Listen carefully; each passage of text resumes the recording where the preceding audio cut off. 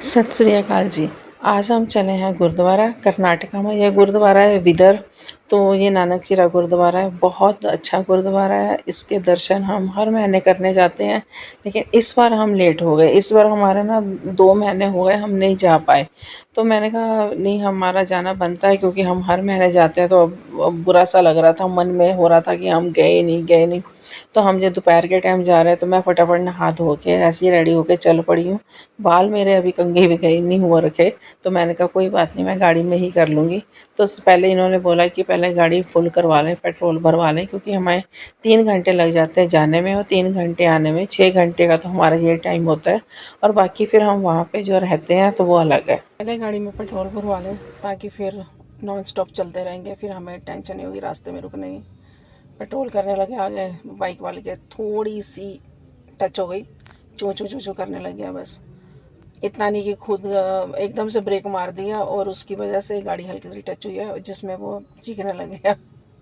आजकल तो इतने हैं कि ये भी नहीं देखते कि कोई बुजुर्ग है जहाँ कैसे हैं, तो बस लड़ने को तैयार हो जाते हैं। इतना आक्रोश आ चुका है ना लोगों में, बहुत ज़्यादा। थोड़ी सी भी कुछ गलती होती है, झट बस मारने पीटने को तैयार हो जाते हैं।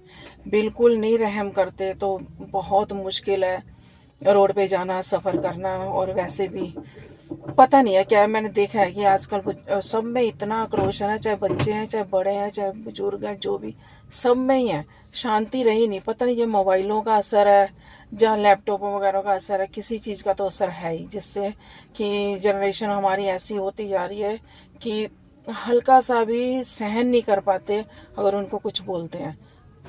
गाड़ी हमारी फुल हो चुकी है, और अब हम रास्ते में जाए तो ये मेरे को ना पिंक पिंक कलर के फूल नज़र आए। बहुत लाल लाल ऑरेंज ऑरेंज फूल लगे हुए हैं, इतने प्यारे लगते हैं। तो ये मेरे हस्बैंड बोल रहे थे कि हम इसको खाते होते थे बचपन में, लेकिन मेरे को तो नहीं मालूम। लेकिन मैंने यहाँ पे देखा है कि ये दोनों रोड की साइड है ना, बहुत अच्छा लग रहा है, इतना बढ़िया लग रहा है ना वो नज़ारा। उसमें से हम निकल के जा रहे हैं, तो एकदम फीलिंग ऐसे आ रही है जैसे स्वर्ग को जा रहे होते हैं, और वाकई स्वर्ग ही जा रहे हैं, जो गुरु नानक देव जी के गुरुद्वारे में जा रहे हैं।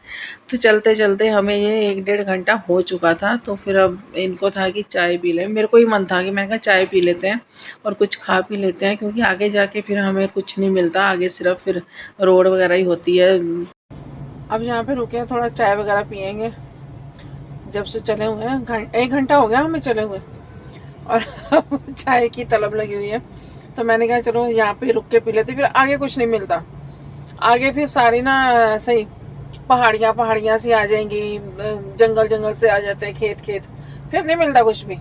तो यहीं पे अब कुछ ना कुछ खा के और चाय वगैरह पी के तो आगे निकलेंगे, तो वो ठीक रहेगा। फिर भूख भी लगी हुई थी, तो था कि कुछ हम चटपटा सा खा ही लें। और यहाँ पे तो हर एक वैरायटियाँ मिलती हैं, इतनी वैरायटियाँ कि तुम जो मर्जी ले लो, आपको 30-40 रुपए में कुछ ना कुछ बढ़िया मिल ही जाता है खाने को। तो ये वड़े लेके आए थे, बड़े मेरे फेवरेट हैं, तो ये मेरे लिए वही लेके आए थे।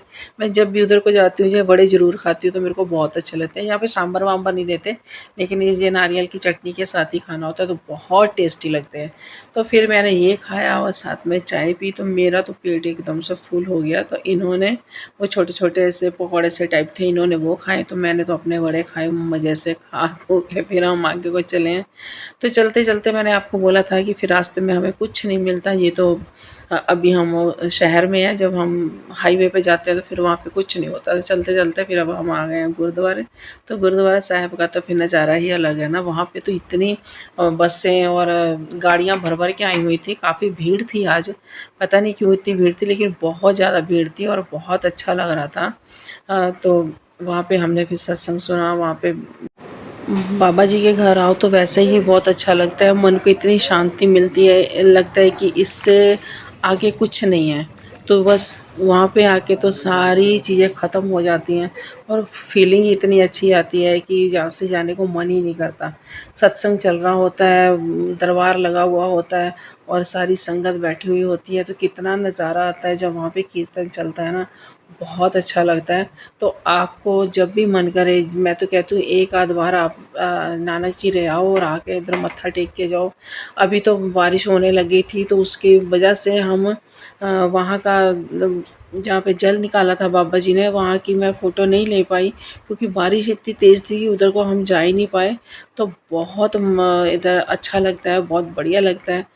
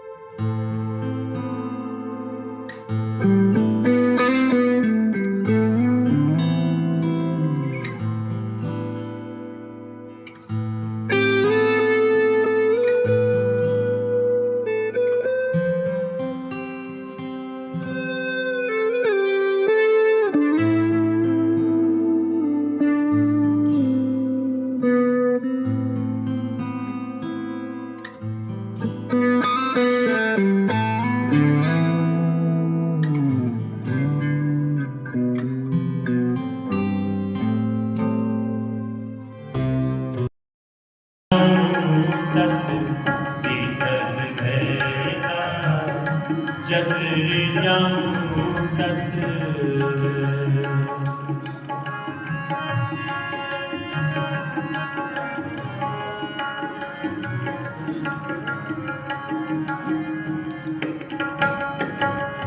अनिल दूध हृदय लकीर को नैवेद करो।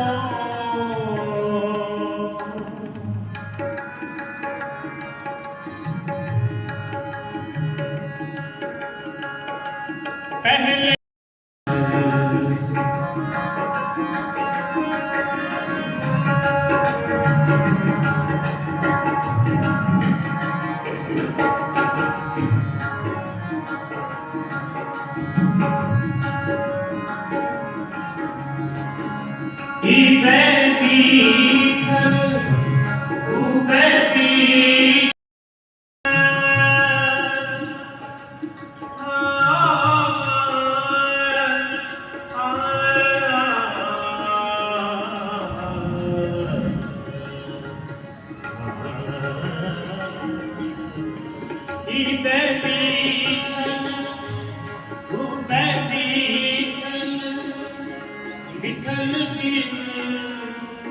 संसार नहीं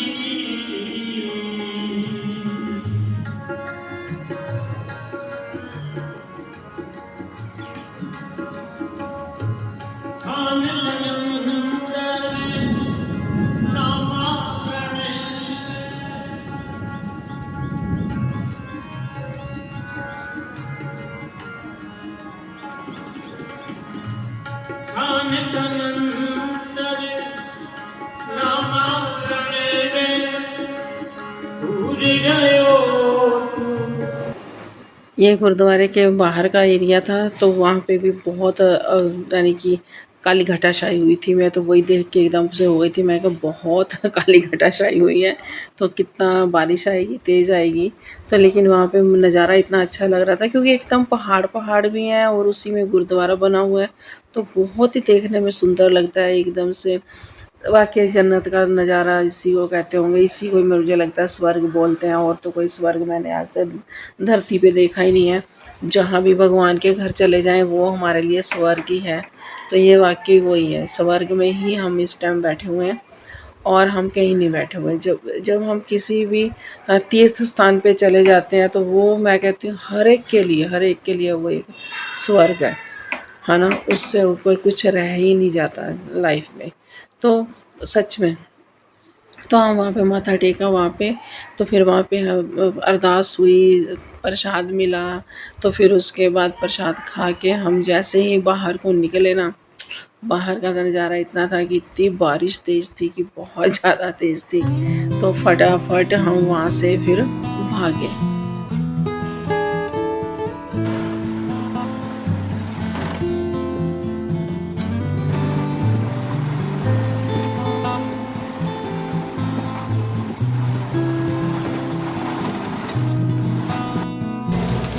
कैसे गिरे? थोड़ी भी कच्ची नहीं थोड़ा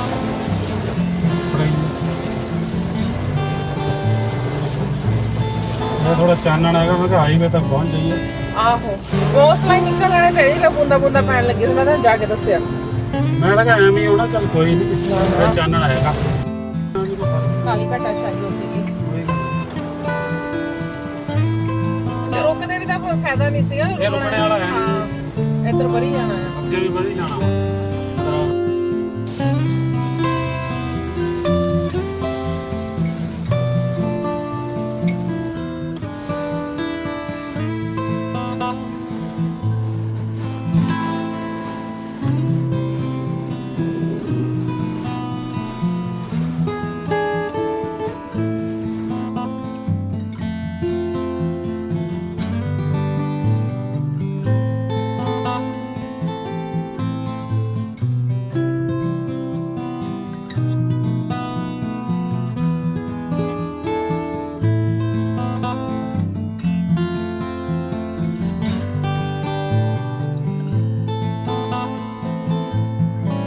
बारिश तेज थी भीग गए हम पूरी तरह भीगे हुए हैं और ये सारे कपड़े हमारे इतने गीले हो रखे हैं ना पानी की तरह चो रहे हैं सच में पर क्या करें अगर हम वहाँ पे रुक जाते ना तो फिर बारिश बंद ही नहीं होनी थी क्योंकि इतना काला बादल था ना जिसकी वजह से कि बहुत तेज वाली बारिश थी जैसे बहुत तेज वाली बोलते हैं इतनी तेज बारिश थी। अब सारे निचड़े पड़े हैं लेकिन अब गाड़ी में बैठ गए हीट चला रखी है जिससे थोड़ी सी गर्मैश सी हो रही है तो अच्छा लग रहा है थोड़ा नहीं तो एकदम ठंड लगने लगी कांपने लग गए हम पहली बार हम आए हैं रात को तो पहली बार ही हमारे साथ ऐसा हुआ नहीं तो हम तो सुबह सुबह आते हैं तो वही ठीक रहता है लेकिन इस बार हमने सोचा जब शाम की जाके शाम की अरदास सुन लेंगे शाम को माथा टेक लेंगे और शाम का नज़ारा भी देखते हैं कैसा है लेकिन वो तो बारिश आ गई बारिश में और भी बुरा हाल हो गया पर फिर भी हमने पूरा पाठ सुना है और प्रसाद भी खाया है तो फिर हम निकले हैं तो चलो ठीक है। अब यहाँ पे इतनी बारिश नहीं है यहाँ पे अब थोड़ा सूखा है पीछे पीछे इतनी बारिश थी और यहाँ पे एकदम सूखा है अब आगे पता नहीं आ सकती है या नहीं आ सकती जैसे बादल है तो आ सकती है आगे भी बारिश हो सकती है। तो चलिए ठंड में ढाबे की गरम गरम पीते हैं चाय और साथ में वीडियो की करते हैं यहीं पे एंडिंग। अगर आपको मेरी वीडियो अच्छी लगी है तो इसको एक लाइक ज़रूर देना और शेयर ज़रूर करना और प्लीज़ ज़रूर इस गुरुद्वारे आप जाना आपको बहुत अच्छा लगेगा बहुत आपकी आत्मा को शांति मिलेगी और मेरी वीडियो को शेयर ज़रूर करना लाइक ज़रूर करना और मेरे चैनल को सब्सक्राइब ज़रूर करना।